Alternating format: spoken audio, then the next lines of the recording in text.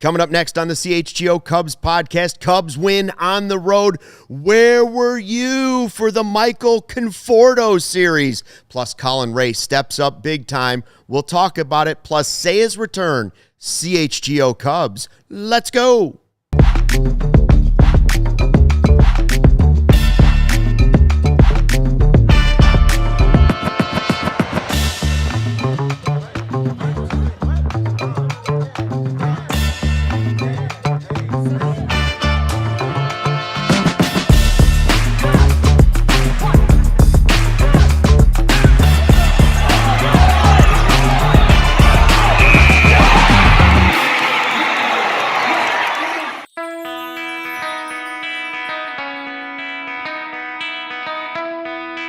Hey, Chicago, what do you say? Live from the Xfinity Loft, it's the CHGO Cubs podcast, presented by Bet365, where winning is everything, and Toyota, let's go places. Who says you can't go home? Let's go. Here they come, the Chicago Cubs, 6-6 with all their might, thanks to Colin Rea and Michael Conforto. Knew it all along. Apologies accepted. We'll see. But bottom line is, guys, after yesterday's devastating news, can you think of two more perfect games that we could possibly have as Cub fans that make us feel better? We're back to 500. The last I checked, the Reds were losing. They'll probably put us at about 2 games behind them for first place. Coming home on Friday for a big weekend against the Pirates with our slugger, Seiya Suzuki, back. It's kind of like you can't ask for anything better considering how we started. I now feel good again. It does feel good, Justin. They've won 2 games in a row. They win 3 in a row, Luke. That's called a winning streak. Ooh. It has been done before. But to echo what you're saying, Justin, and we're going to dive into it over the next hour, you know, when you get that devastating news like Cade Horton, and it's not saying that inside the locker room they understand what Cubs are going through, because some people were on the precipice of sticking a fork in the season 11 games in. But now to rally the way that they have offensively, to rally the way that they have with 2 guys that we're going to have to count on the next couple of months. So first step so far, so good from Colin Rea and Javier Assad. And yeah, like they're 6-6, 12 games in. They've kind of hit their first little speed bump. They've rebounded nicely the last 2 games. And yeah, is it wrong to think maybe this is a little bit like they get to restart the season opening day at Wrigley on Friday? Seiya comes back in the lineup. They're a little bit more whole offensively, feeling a little bit better offensively. And let's just see what happens. But at 6-6, after everything that's happened, about some of the things that have gone wrong, I think I'll take it right now. FL 100 Bears in the live YouTube chat or CHGO Cubs YouTube channel says, stack 'em and rack 'em. Yes. Yeah, that's true. I like it. We got a Toyota Super Chat from Flanagan, 83W. Like it. That's all you have to say. And somebody right above that had a great comment, too. Officially, Mark, can't ask for much more after the heartbreaking news. Assad and Rea deliver back-to-back games, and the bats are finding some consistency. W. Here's what I would say. They are 6-6. Here's the other teams that are 6-6 in baseball right now. Ooh. Bring it to me. Philadelphia Phillies currently 6-6. Okay. Chicago Cubs 6-6. Arizona Diamondbacks 6-6. Those all sound like possible playoff teams. All right. Then the Rockies. Oh, geez. Shocking. And in the American League, the Orioles. So listen, it's not panic time. It's not celebration time. They're 6-6. But I would agree with Mark. That is the way, like you guys were saying, that's the way you respond. And one thing the Cubs did really, really well last year was respond to adversity. Yeah. And win series. Over and over and win series. So you finally get that nice series road win that you desperately needed, especially after that news. Yeah. Because when they lost the first game, I thought, oh, man, and you get the news and you're like, wow, this could spiral. For Rea and Assad to step up. Not that it's going to happen every single time they come out. Pretty impressive that those 2 guys stepped up, and the offense obviously made it a little bit easier by giving them some runs. Well, that's the thing is, like, I think we can all agree that yesterday around, 3 p.m. was rock bottom. Yeah. I mean, we were coming off a loss in Tampa after dropping a series in Cleveland. our ace is out for the year. I timestamp it. I think, Tuesday at 3 p.m. was rock bottom for the Chicago Cubs this year. But how did they respond? They won the series. They won 2 in a row. And I'd argue that winning 2 in a row would have been cool if, Cabrera and Shota were pitching. But it means even more with Javier Assad and Colin Rea pitching, because those are the guys that are going to have to pick up the slack, And I argue even more that it was important to see both games have offensive outputs, because you want the offense humming when you're getting your big slugger back on Friday, which on paper should make the offense even better. Yeah. So it is kind of like we hit rock bottom, and this team responded in a major way. I hope that the chat is feeling the hope. I hope anybody watching this video is feeling the hope, because it's a long season for a reason. It's not a 12-game season. It's 162, and I still believe that this team can make the playoffs, and then at that point, anything goes. Yeah, shout out to Ben James in the chat there, who gets what I'm dropping with the Major League reference. But yeah, like if the Cade Horton was bad timing, at least we could say these last 2 games have come at a perfect time. Yes. And Luke, I really like the way that you framed it, because Javier Assad didn't allow one Tampa Bay Ray to barrel up a baseball. So he's tied with baseball right now for 0 barrels given up. Colin Rea, who historically, has always struggled against left-handed hitters. 523 slugging last year. Held left-handed hitters tonight to 1 for 9, one of the only 2 base hits that he gave up, and 1 walk. Now, that is an ideal performance for Colin Rea. Are we going to get that every single time out there? No, but in terms of timing, Luke, it was the perfect timing for those kind of performances from those 2 pitchers to stabilize, hopefully, this starting rotation that can now turn it over to the guys that we've known all along. Yeah, on paper, you go into the season, and it's something that Craig Counsell said last year, you don't really want Colin Rea to start a game. Right. But he's going to, and you feel comfortable that he's going to. Yeah. And that's the way I feel after watching Assad and Rea here. Is it ideal that they're going to be in the rotation? No, your team's deeper and you have better pitchers than that in your starting rotation when fully healthy. Right. But one of the strengths of this team is that they were so deep in the rotation, maybe not with 5-star starters, but you've got a lot of 2s and 3s. Capable. And capable would be the word for a lot of those guys. So that includes Rea and Assad, and we'll get to Ben Brown later in the show. It was a nice job by those 2 guys coming off of a horrible day for Cubs baseball, and a lot of people in the chat agreeing with all that. I can't tell you enough times. Make sure you subscribe to the CHGO Cubs YouTube channel. Are we at 5,000 now? We have hit over 5,000. Hey! You see what a series win does? It takes you to 5,000. And by the way, if you weren't paying attention, they take tomorrow off, and then what? Friday 120 Club resumes. Are you ready? Class is in session. Friday 120 Club this Friday against the Pirates. And it's Seiya's return. Join the club. How do you join? You just show up. You show up to Murphy's in the morning. We're going to hang out, talk about baseball, talk about the Cubs, get the Wrigley vibes. Maybe there'll be donuts. Maybe there won't be donuts. Depends on how early I get there. And we'll have a good time. And then anybody that's got a ticket goes over to the game. We're buying bleacher tickets. Yes. So I've already got mine. We're going in the bleachers. Have you decided for sure left field? I haven't decided. You guys can decide. I don't care. I'll go wherever you want. I just mentioned that we've never sat in right field, and because Seiya's coming back, maybe it should be there. But there could be an argument if Conforto's in left that we should be sitting in left. So we'll see. We've always sat in left field for Friday 120 Club, but we have a new logo this year. We do. We got new merch. We do. The hoodie now comes with the new logo in green and blue. The T-shirt in green. You got the 1060 West Addison shirt is new in the merch locker, including the Chicago flag. You got 2 hats to choose from that are brand new. And if you sign up to be a diehard, one of them could be free.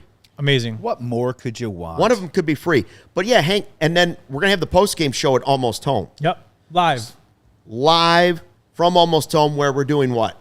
I mean, what are we giving away, guys? We're feeling so good about our first Friday 120. We thought, why not? We're going to partner with Game Day Men's Health, and we're going to give away something for free. So that's right. You can come to Almost Home Tavern, watch us do a live post-game for free, hang out, enjoy their food, drinks. You don't even have to do that. You can also enter to win.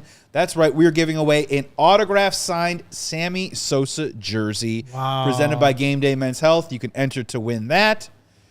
And you better show up or else Luke's going to win it. So, I mean, that's right. Really I'm not afraid to win it. So. Flanagan 83 with some info I didn't know.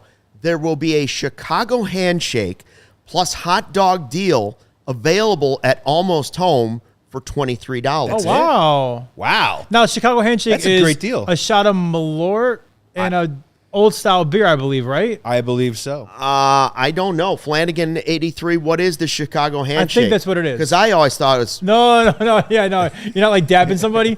No, I think it's a shot of Malort. That's what I do with Big Dave all the time. And an old style beer. And then you also get a hot dog, I guess. Shot of Malort, an old style. That's a good deal. And a hot dog. And I heard pretty good things about this hot dog, by the way. Oh, yeah? Yeah, real good things about the hot dog at Almost Home. Another Luke, Toyota Super Chat, by the way. Really fast. Have you ever had a shot of Malort before?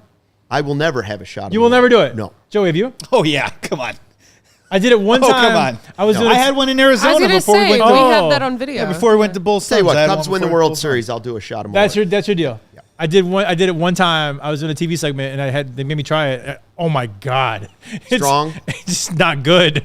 But I mean, it's a Chicago thing apparently. It goes down fast. You can do a shot of almost anything. Okay. I ain't scared. I own a dog. We all know Vito. I've had a Malort shot before. It's all good. Oh, Andrew with a Toyota Super Chat for Thank you, $2. Andrew. Horner leadoff debate officially dead. Thank you. On this show, yes. Thank you. But That's we'll coming up find next out segment. on Friday. I don't want to go into it. I know you're doing it next segment. We but will find out on Friday. That's for sure. But on this show right now, Justin texted it to us today when he saw the lineup in the thread. If it ain't broke, don't fix it. And I believe Andrew, I'm pretty sure, Sarah, you put up, he's checking in from Australia. From Australia. I believe it's what we could check real fast. Flying the W. So would it be corny to say good day, Good morning. mate? I Good think day, it's mate. good morning Good for day, them. mate. Super Fly the early dub. in the morning. Now, Andrew, do you Fly live the dub, there, mate. or are you just visiting for vacation? Like, are you And live are you there? a Josh Giddey fan? Are you a Bulls fan too as bloke. well? Or a Lockie fan? One of the two. Oh, okay. Oh, good. And by the way, I'm not downing Malort. I wonder what those are. It's a Chicago handshake for a reason. People do that. I'm just saying, course. like, oh my Lord, it's strong. Oh, my Lord. Oh my Lord. I'll have one. Flanagan have back one to with me. baseball. But the vibes will be good. Hot dogs. The vibes will be good going into Friday. Yeah, it's Our first Friday 120 club couldn't come at a better time because, they won the series. They won 2 in a row. Seiya comes back. I mean, I feel like the vibes are going to be really, really good coming back home. And we have that pregame at Murphy's. We're going to the game. And then the live broadcast at Almost Home will be really, really fun. So I don't want to give too much credit, but I play Michael Conforto in my fantasy team. How's the last couple days been for you, Luke? Pretty good.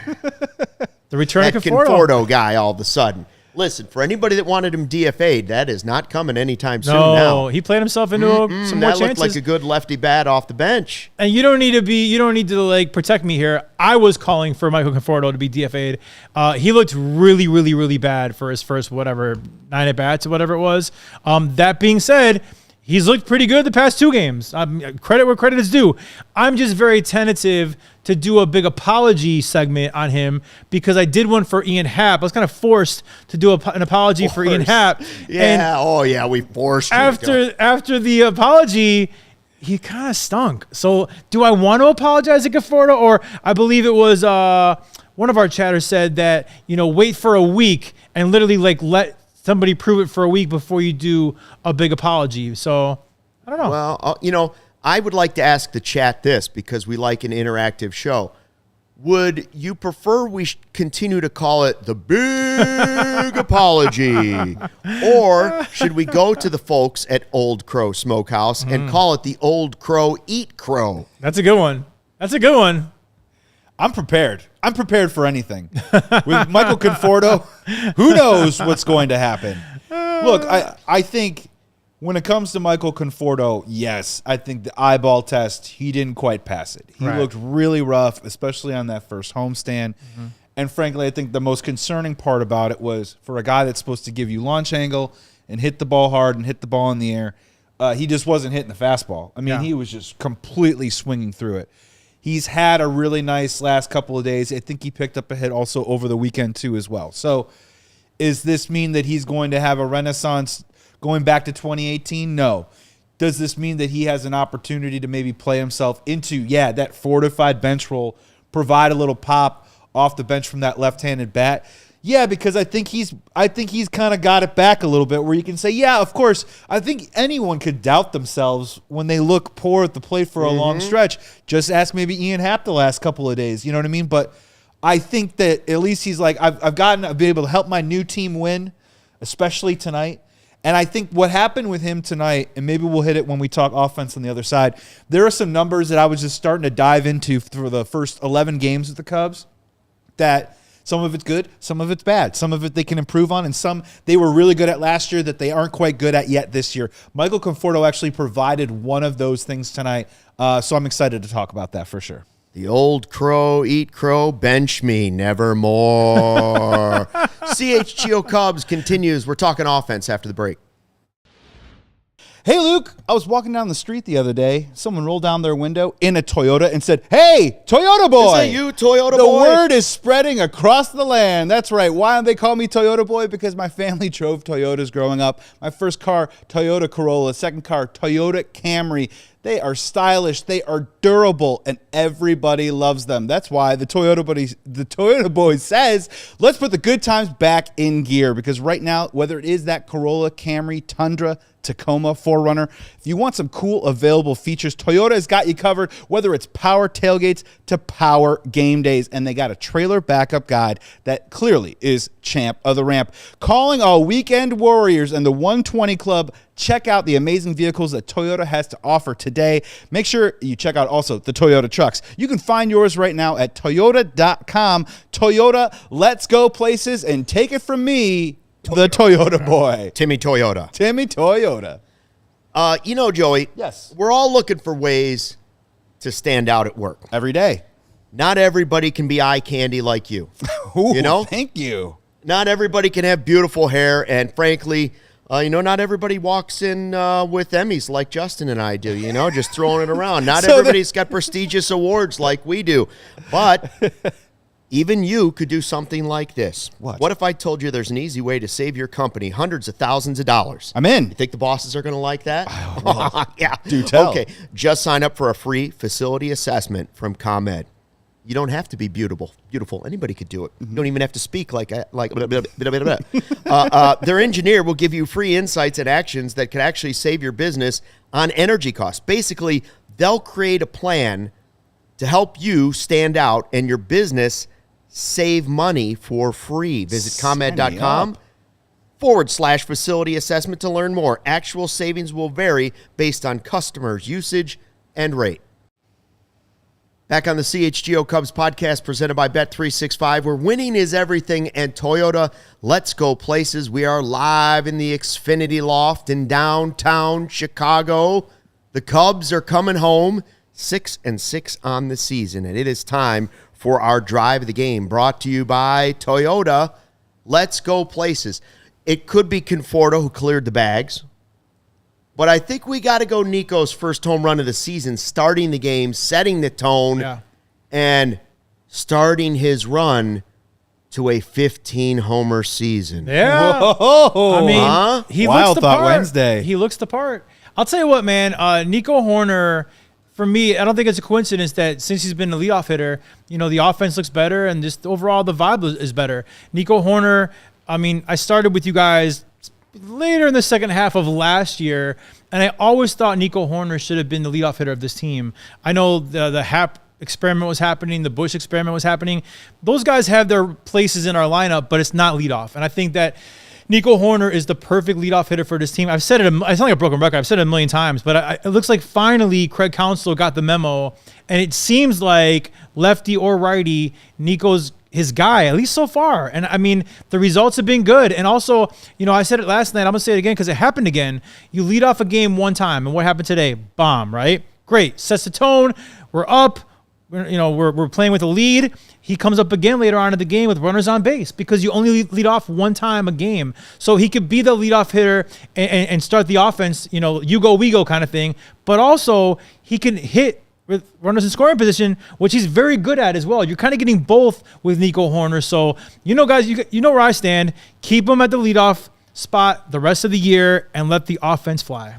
Yeah, 6 for 13 in the series. Scored a bunch of runs. That's stole pretty good. some bases. Pretty good, right? Hit a home run. Again, as you mentioned, the second time around, he came in, he drove in a run with runners in scoring position. I mean, this guy is doing everything right now. If you want to feel like that you have some cost certainty that we say a lot here on this show, right now cost certainty is Nico Hoerner. And it's funny, like there's a fundamental aspect about a little bit what's going on with the Cubs right now, where the Cubs are actually only 18th in Major League Baseball as a team hitting .221 right now, which is not where they want to be, right? But they're 7th best in walk percentage right now. So it makes sense that the guy that is out hitting .333 on the year, the guy that led you in batting average last year at the top of the lineup, is just getting on base, getting things rolling, and we're getting more traffic on the bases. I'm really curious to see, I hope that Craig sticks with this. Yeah. I understand that the temptation, you want to put a lefty up there when a right-hander's on the mound. We're going to find out this weekend. But, man, Luke, I don't see any reason why you just can't do any combination that you want with the lineup right now. My opinion, don't move Nico Hoerner off of leadoff at this moment. He's too hot right now. The offense is scoring runs. Why mess with that? Yeah, I mean, if it ain't broke, don't fix it. Exactly. That's 100%. That makes sense for now. I don't know if it's going to last the whole season. I agree with Andrew. Is there any way, Sarah, for us to check who was the 5,000th subscriber? Because it could have been Craig Counsell. It could have been Counsell. Has he been downloading the podcast, you think, on Spotify? Oh, Did a great job. Don't let the facts get in the way of a good story. It's very possible. He's been right. listening to the pod, and he's like, listen, this Cubs. Justin Roman guy, Yeah. he knows what he's talking about. It should be Nico. It should be Nico. Yes. Yeah, maybe he did. FL Bear says, Nico's on fire. He has no pressure now for an extension, so we're seeing him at 100% locked in. That's interesting. It depends on which side of it you want it to go for what you believe, right? Because some guys get the contract and they struggle because they're trying to prove it. Right. John Lester even said early on when he signed with the Cubs, early on it was a slow start because he felt the pressure of trying to live up to that signing and being the guy that was going to do it. Could the opposite be true for Nico, a guy who's already been here and doing it and thought, I just want to take care of my family for the rest of my life, and now that's lifted. He doesn't feel anymore. I don't know. I guess it depends on the guy. It could be neither. On the same team, you kind of have both because I think PCA didn't start off on fire. I know yesterday had a really good game, and I mean, I love PCA, but I don't think it's a stretch to say he's been pressing a little bit with that big contract because he wants to prove his worth and make sure everyone knows he's worth it and all those things. So I think on the same team, maybe you're kind of getting both results, pressure's off for Nico. Maybe PCA is pressing a little bit. I think at the end of the day, end of the year, both guys will be major factors for us succeeding, hopefully going into the playoffs. But I think you're seeing both on this team as we speak. And F100 Bears, man, I love your comments and perspectives. We're a very rare moment. We're slightly disagreeing. We're just at the part where he has no pressure on the contract. Is that, I mean, this is me armchair psychologizing Nico Hoerner, but he just seems like a player that I don't know if he thinks about the money like that. And honestly, the way that he finished last year, the way that he played last year, and the way that he's come out of the gate right now, I think we're just watching a player like Nico Hoerner come into his own. We're 12 games into the season. I totally get that. But the way that Nico Hoerner's rolling right now, in a month or two from now, we're going to be talking about Nico Hoerner should be an all-star this year. So he might just also be just coming into his prime at the perfect moment. And honestly, again, the timing thing, the Cubs really, really needed this, right? There's plenty of other guys we want to applaud, but it starts with Nico Hoerner at the top of the lineup. And Nico Hoerner now doing the Michael Busch, right? Hitting a leadoff homer to start the game, too. Like, he can do it all. So I'm glad that he's paid. Maybe he isn't feeling the pressure. Maybe he was feeling the pressure. I just don't know if it affects him. Nico's just a rock-solid player. That's just what he gives you every day. Always has been. Every day. Yeah. I'm coming around to... I don't know if I'm set on Nico at leadoff for the whole season, because if he goes through a slump like any player goes through a slump, I think you move that guy out of that spot. You don't just let him. It's too important at the beginning of the game to get at bats. So I can't say he's there for. He's not Dexter Fowler yet for me. But boy, he's getting real close to pushing that envelope, right? I don't know what to do with the rest of the lineup now. I don't either. Well, I would have been willing to do almost anything with the way they were playing. Yeah. But now that you have this hot lineup, how much do you want to disturb it when Seiya comes back? Obviously, Seiya is going to play. 1,000%. But where do you move guys around? What lineup would you like to see on Friday when we go to Wrigley Field? It's a very good question. I think me and Joey disagree a little bit. I do like righty lefty for just for matchup reasons. Nico, for me, Luke, I will say he's my leadoff guy the rest of the year. I think he's proven at best what he can do. Listen, no one's going to hit 700 the whole year, right? It's impossible. But Nico's got the skill set, I think, to you know what you're going to get out of him. It's always going to be a professional at bat. Listen, baseball is crazy. Sometimes the hits fall.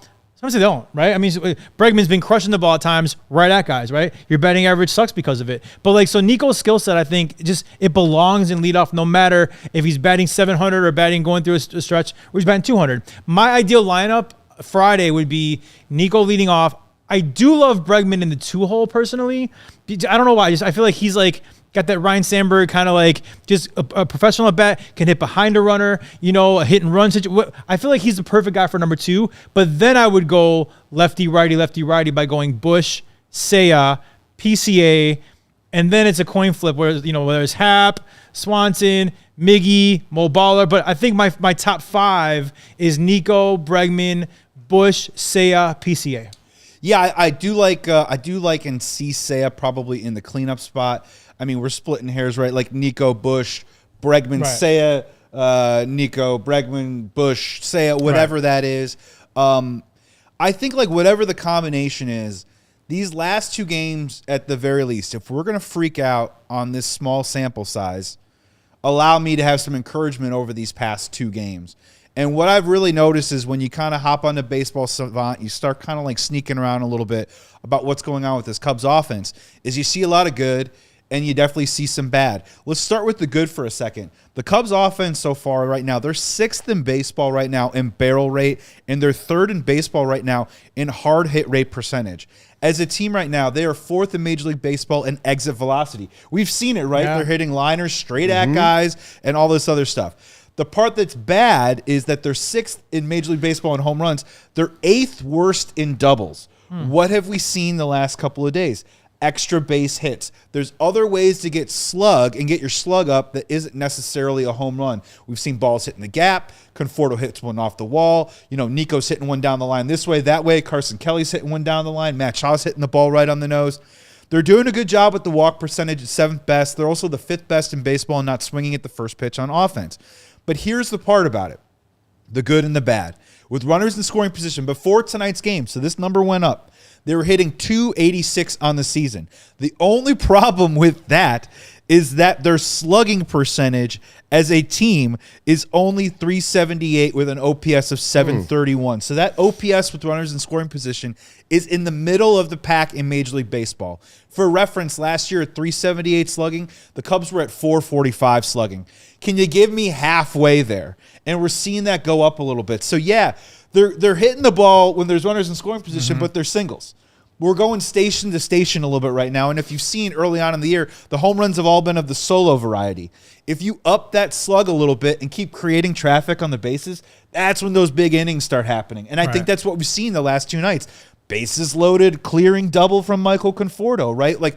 We've seen those moments. If they can continue moving on that path with the underlying stats of hitting the ball hard, I think this offense is going to turn around sooner than later. Well, when you return to Wrigley, the station-to-station thing becomes necessary. Like the way you just scored runs becomes necessary. But it's not – the reason home run has become so popular in baseball, it's just not sustainable with the way guys are throwing now to every day go out and keep getting 3 hits and a walk and a stolen base in an inning and score enough runs to win the game. So that's one reason why it's good to see Seiya coming back. But – I like that, especially when the wind is blowing in. A couple of people in the chat pointing out their lineups. Let's go to Ron. Ron is still on the Hap train. Wow, Ron is not afraid to say Ian Happ's his leadoff man. Hap, Bregman, PCA, Suzuki, Nico, Bush, Shaw, Swanson, Kelly is what he really wants. Chad says it's no question. Nico, 100% in leadoff. Yes. While Michael Thiel says in no world is Bush ahead of PCA in the lineup for him. Okay, well, so here, again, the feast and famine, good or bad with Ian Happ. Right now in Major League Baseball, he is the 10th best hitter with barrel rate right now across Major League Baseball. Hundreds of hitters. Ian Happ is barreling up the baseball 10th. He's had the 10th most barrels of anyone in Major League Baseball. But again, as we've seen, the swing and miss is terrible. He's K'ing over 40% of the time. His swing and miss is at 36%. So whether it's a bruised heel or whether it's maybe a little bit of a bruised, mindset right now offensively at the plate, he's either hitting the ball 450 feet or he's striking out. There's got to be a middle ground that he needs to find. My only thing with Nico, and I'm not saying this is a sustainable number, but Nico Hoerner's got a walk percentage of 16.7% right now. I'm not saying it stays at that number, Justin. But if Nico Hoerner gives you a 10 to 12% walk percentage, that's Seiya Suzuki, that's Michael Busch, that's Ian Happ. Those are leadoff type numbers from Nico Hoerner. So I kind of want to see Ian Happ get ironed out a little bit before we chuck him into the leadoff spot. And Ron, I love you as a person. I think you're a cool dude. I couldn't disagree more. I think for me, Ian Happ's leadoff days are over. Nico leads the team in on-base percentage right now. Also, I'm old school where I want my guy to be able to steal bases. Nico Hoerner can steal bases. Ian Happ is not a base runner. He's not a base stealer. Sure, he'll probably get a couple in the stat category throughout the entire year, but Nico can steal second. He can steal third. I want that chaos. Listen, PCA is the one that provides the most chaos on the bases, but number 2 on our team is Nico Hoerner.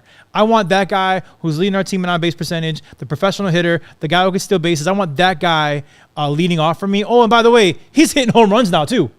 By the way, Michael Thiel has recommented it was a typo. In no world is PCA above Busch in the lineup. Oh. So that's flipped that way. And Michael Busch slowly coming around? Yeah, we'll see.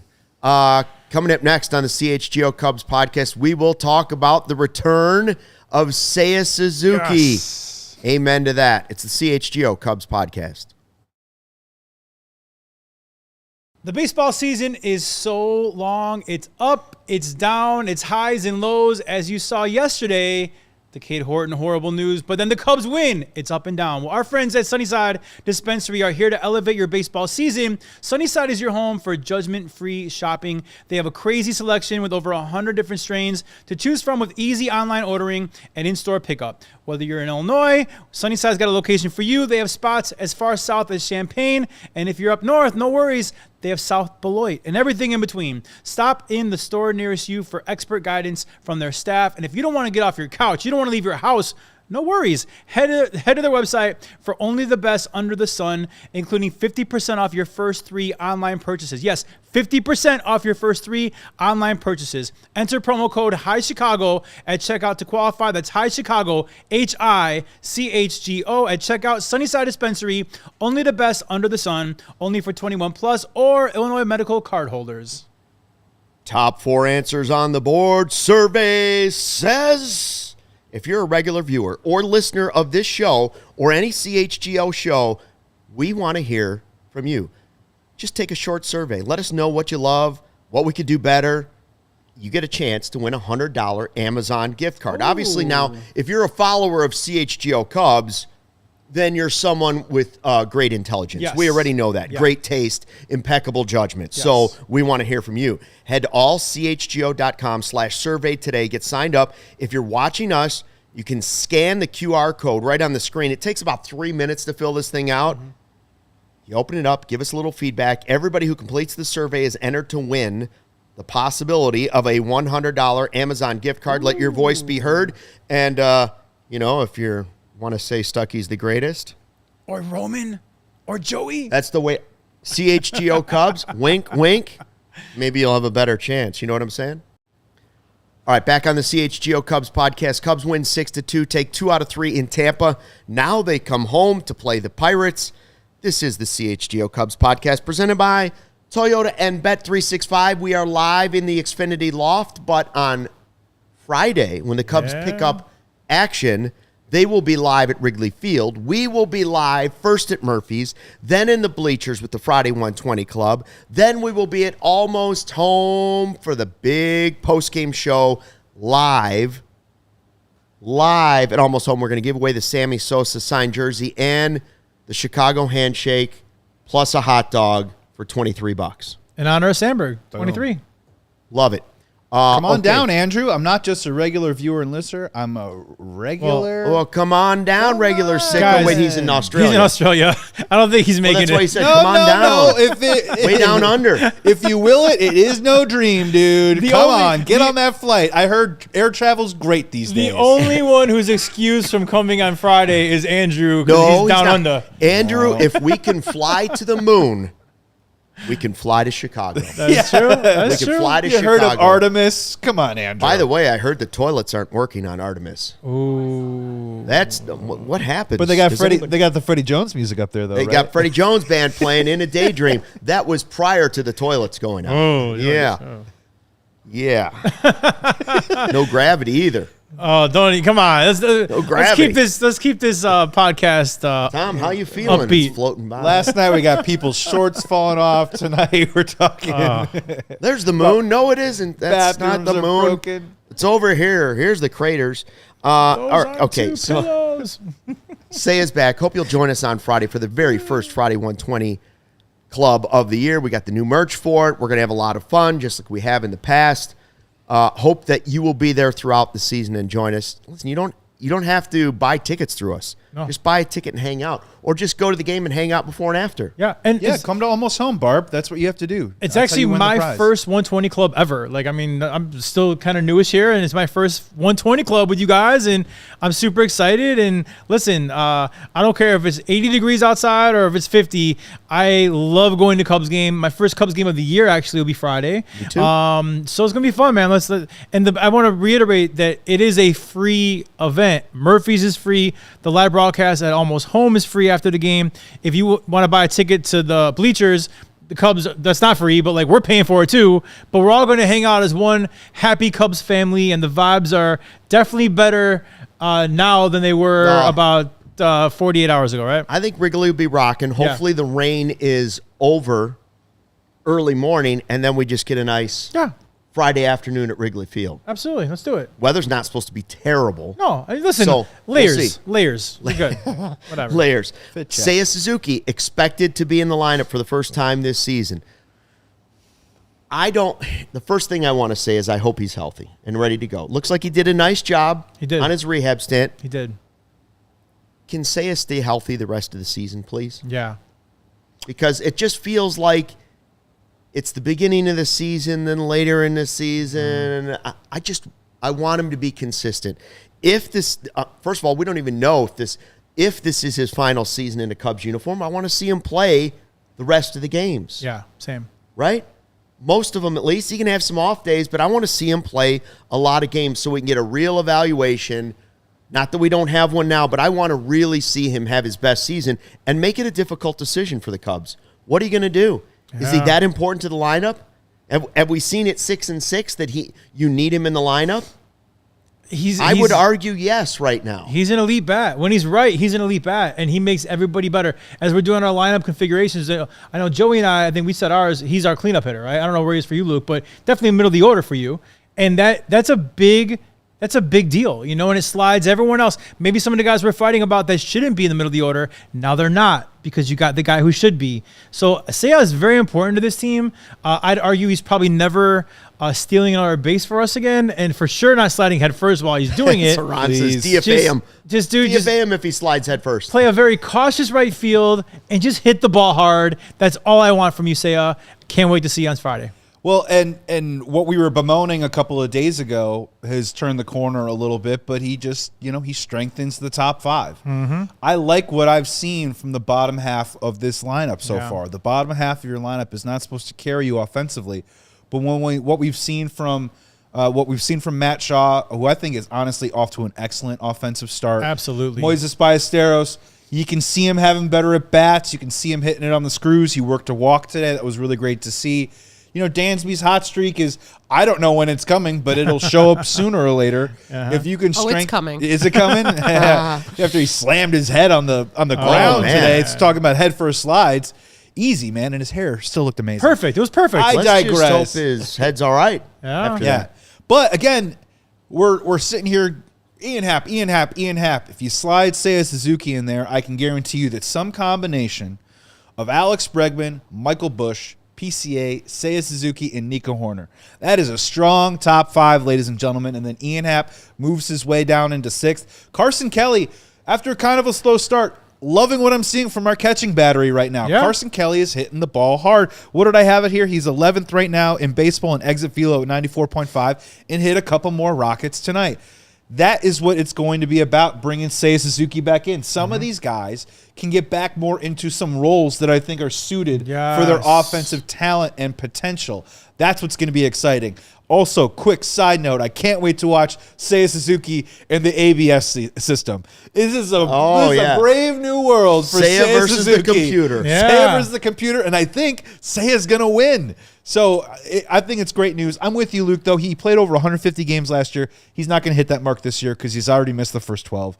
But the more Seiya's out there and healthy, the better read the Cubs can get on him for the future, and a better read we can get on this offense moving forward that's going to have to carry this team for a couple months. You need Seiya back not only because he's one of your best hitters. You need Seiya back right now on this team because you need the slug. Totally. You need some guys to start. As much as I love the station to station, especially when the wind's blowing in, I also need guys that can hit some home runs. Totally. And he's obviously one of the front runners for that. Now, the forecast on Friday, 95% chance of rain at some point on Friday. On Saturday, 35% chance. Those two games are in the 50s. Sunday, 75% chance of rain at some point in the day, 74. Ooh, that's good. Will we see, when he comes back and plays on Friday, are we sure he's going to be in right field? No. Or will they ease him in as a DH? I could see them easing him. Especially with there being rain in the morning, potentially. Yeah, I mean, listen, everything's fluid. Perfect world, Seiya's your right fielder, Mo Baller is your DH. It's kind of what the plan was coming into the season. But this has changed a little bit because Seiya's coming back from an injury.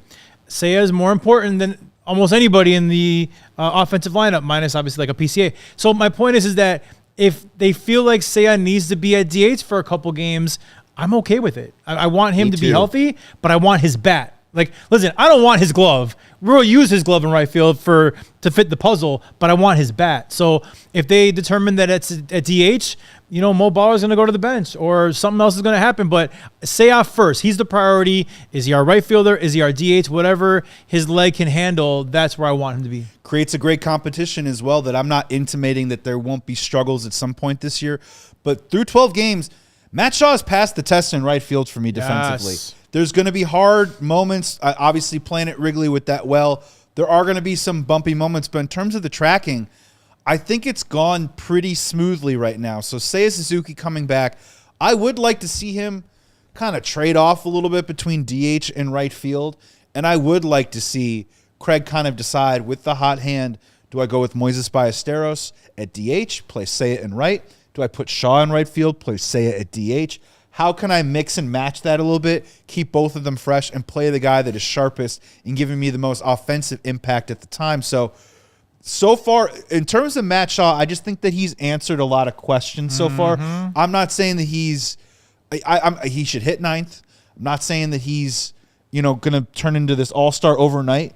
We all know that he has that potential, but through 12 games defensively and offensively, he deserves a spot in this lineup right now just as much as Mo Baller does, and that's where you can mix and match Seiya a little bit. Ron thinks Baller will eventually get traded for pitching. That's not where I'm going, though, Ron. My next question is, who's the odd man out roster spot-wise when Seiya comes back? Now, you assume it's going to be another position player. 1,000%. So is it Kingery?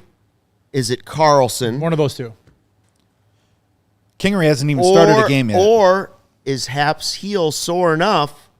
Well, that's the wild card. That they backdate that a little bit and give him a little time off. That's the wild card. So I don't know the extent of Happ's injury. All I know is what Taylor McGregor had tweeted out earlier, that he has a left heel bruise, was it? I think. Let's say Happ's fine. If he's fine, I believe. Who would you get rid of? I don't believe Kingery has options.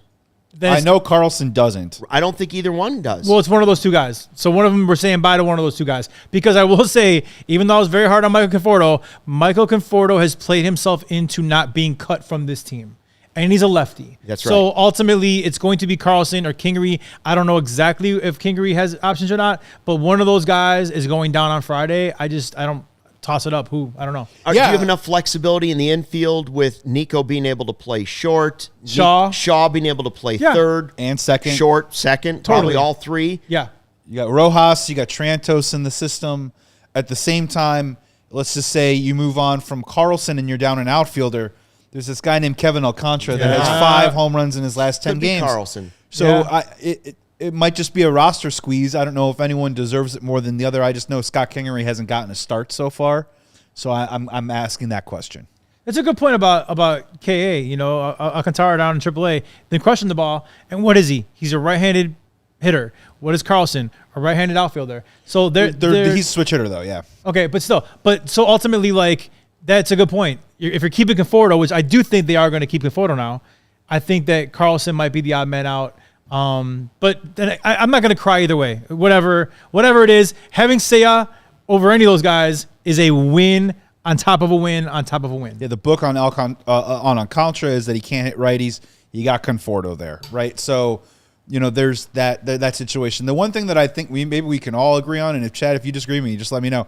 I don't think you're taking a pitcher off this roster. No. I think you need as many as you can fit onto this team right now, just for right now, especially after this Pirates series. Start taking a look at the Cubs schedule.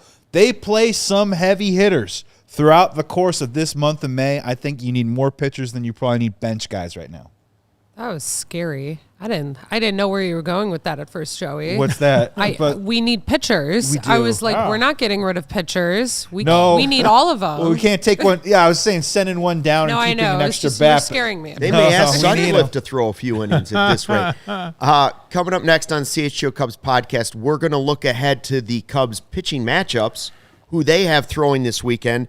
And one thing that I didn't really like tonight. It's next on the CHGO Cubs podcast. Oh.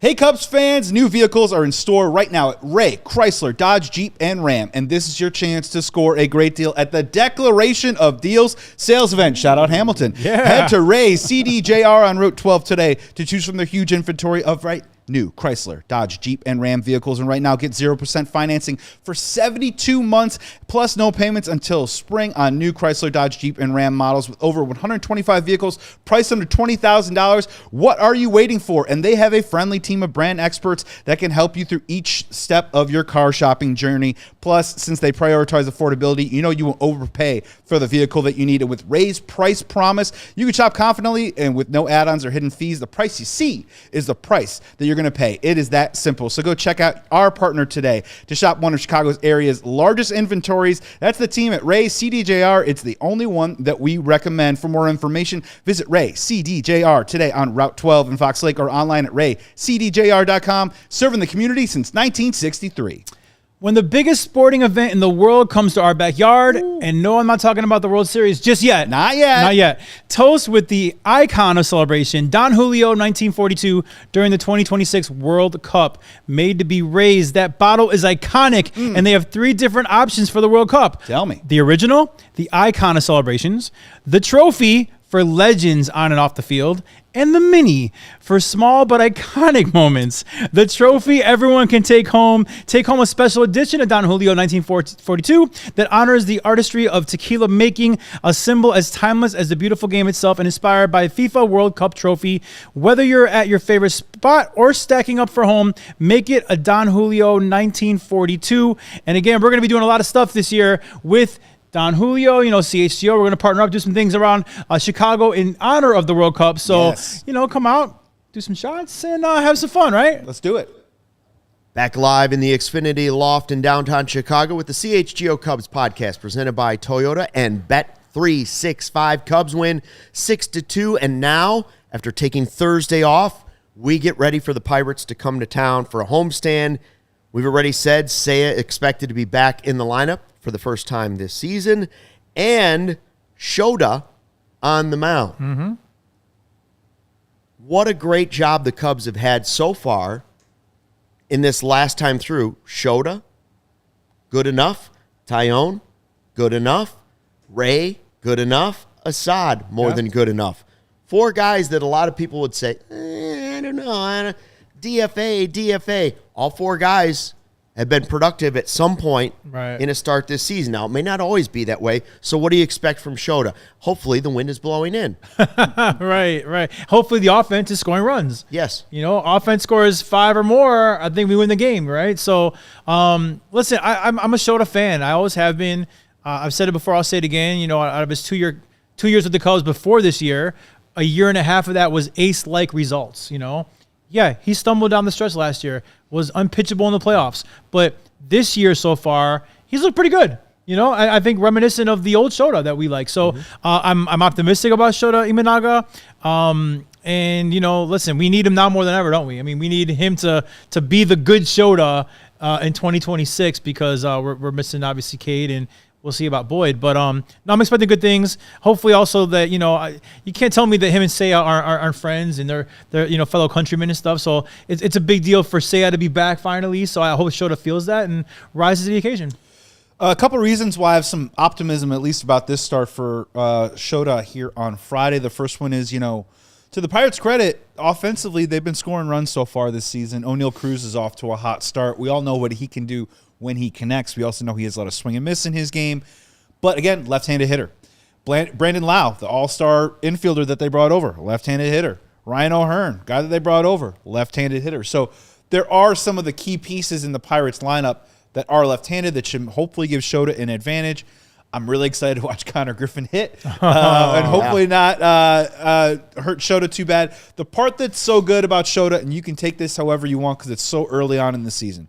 You could take this as it's not going to last, or you could take this as maybe Shota is back. Right now on that four-seam fastball that he lives on, that has to hit up, that rides up into the top of the zone, that's hard to hit right now, he's averaging 1.4 miles per hour faster on the fastball right now than he was at any point last season. He's hitting 93, 94 on the gun. And for some people, we asked Plesac about command in the zone. Yeah. And yes, he does need to dot that ball and keep it up there and not keep it in the middle. But that extra mile per hour gives him just a little bit extra when he's trying to bite and rise it up in the zone, and then it helps out that sinker down and in, especially on the right-handed hitters and away on the left-handed hitters. So he talked a lot about trying to strengthen his lower base in the offseason. So far to this point, velocity is up. It's at a good spot. If we all remember correctly, when he got beat up by the White Sox, his four-seam was down to 89, 90 miles an hour, and everyone was like, what's going on with Shota? That was kind of the beginning of problems. So right now, the fastball is where he needs it to be. If you see him hitting 93 and 94 on the gun, I do think you're going to see old Shota in this matchup. And it does bode well for hopefully him to get off to a nice start this season. Whether he can maintain that is a question for another podcast. But right now, that fastball is right where it needs to be for Shota to be successful. Yeah, no skeens in this series. By the way, hit the like button for the podcast and subscribe. But hit that like button tonight for the show. Come on. What's up? What are we doing? Don't you like us? Don't you like what we're doing here? I thought we had a good thing going. I thought we were sickos together. I mean, you tuned in, and now we're here. The Cubs are 6-6, right? That's got to mean something. It's got to mean something. So Shota Friday, then Cabrera expected Saturday, Tyone on Sunday. I would like to minimum win 2 out of 3 against the Pirates. 1,000%. Yes, please. Just win a series 1,000%. Against the Pirates. You don't have to sweep them. I don't care if you sweep them. But if you do, it's great. Well, I prefer you sweep them, but it doesn't have to happen. This whole year is about just winning series. Yes. Just winning series. Period. Yes. Yeah. And honestly, the vibes are good. You're getting your biggest power threat back on Friday. And man, missing Skeens is also very encouraging as well, right? Like you feel like this is a series that you kind of have to win. But I agree, Luke. I mean, anything less than 2 out of 3 at home against the Pirates this weekend would be a failure.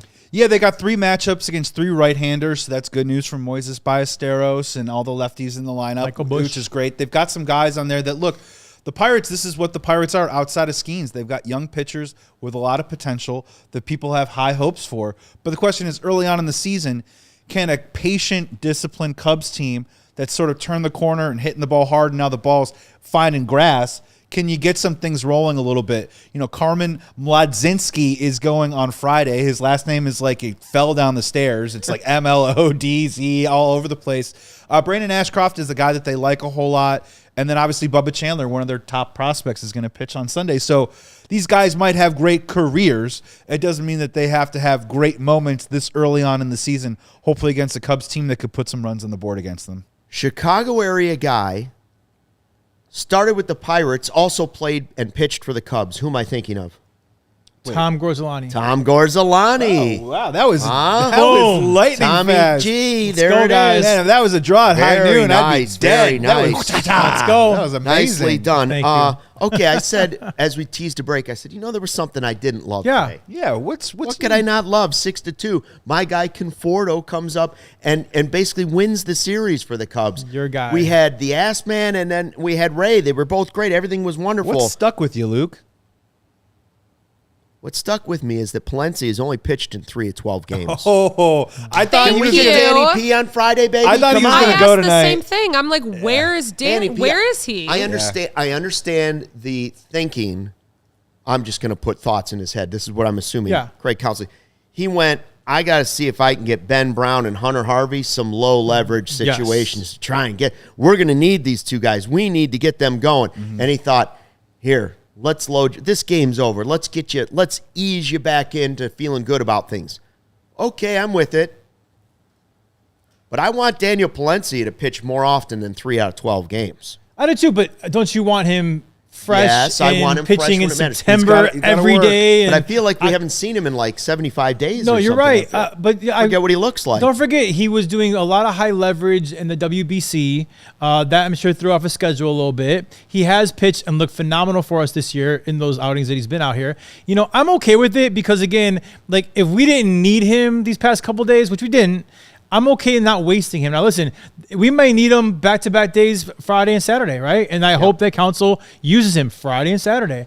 But I'm not too concerned about the fact of, like, using him to get him work. I'm sure he's doing side sessions, and I think he's answered the call when asked. And I really want him fresh for down the stretch, and even more so, hopefully, in October and beyond. So I'm okay with it, but yeah, I would like to see him ready to go this weekend against the Pirates. I'd like to see Gasolina on Friday. I want to hear Gasolina. I hate to break it to you, Luke. If we keep going up 6-1 in all these games, they're going to have to bring him in the 6th inning like they did last year because it's not a non-save situation. But no, you're both making great points. One, yes, I want him to be fresh, and they put a lot on his arm in the WBC. Yep. So the fact that he hasn't had to, flip double back-to-backs or put up a 30-pitch inning in a game so far has been great.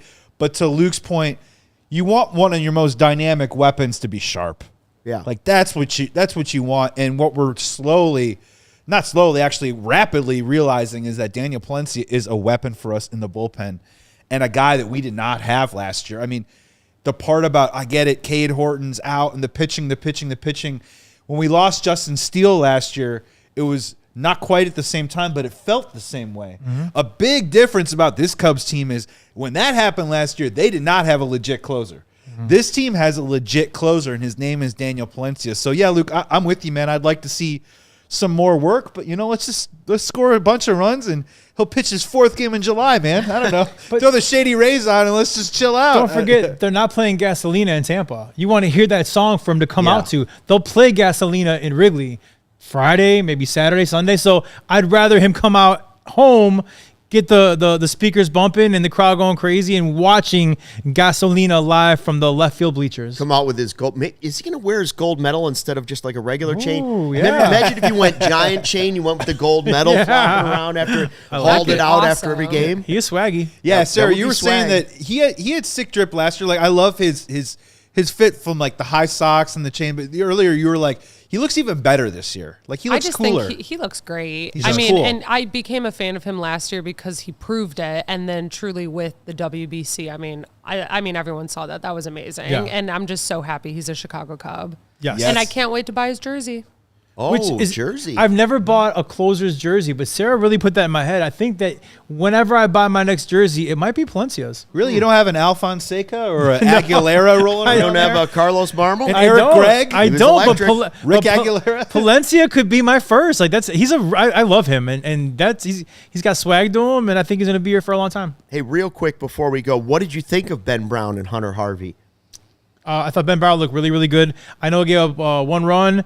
It didn't really matter. We were up big. I think he looked really well. He ended his outing by striking out Caminero, which I think is a really good booster because that kid can really, really hit. And I think Hunter Harvey looked good too. It was both outings for those guys were good morale boosters, right? Yeah. Yep. Yeah, no, I liked what I saw. Those guys, though, need to do it 2, 3, 4 times before I start getting really excited about both of them because they've had a couple of bumps in the road. All right, Cubs win 6-2. Don't forget Friday, the first Friday 120 Club of the year. We will be at Murphy's in the morning. Meet up with us there before the game. Then we will be sitting in the bleachers. Buy your tickets, sit wherever you want. Maybe with us in the left field bleachers. Then after the game, it's Almost Home is where we have the live post-game show. It's free. You can come. Chicago handshake and a hot dog for $23. Perfect. And a Sammy Sosa giveaway. Ooh. A Sammy Sosa giveaway. Come hang with us. Be at the first one and bring your new merch. Don't get that new Friday 120 merch. Until Friday, when we see you at the Friday 120 Club, Cubs win 6-2. Thanks for watching, and don't forget, fly the W. We all silly like the mayor.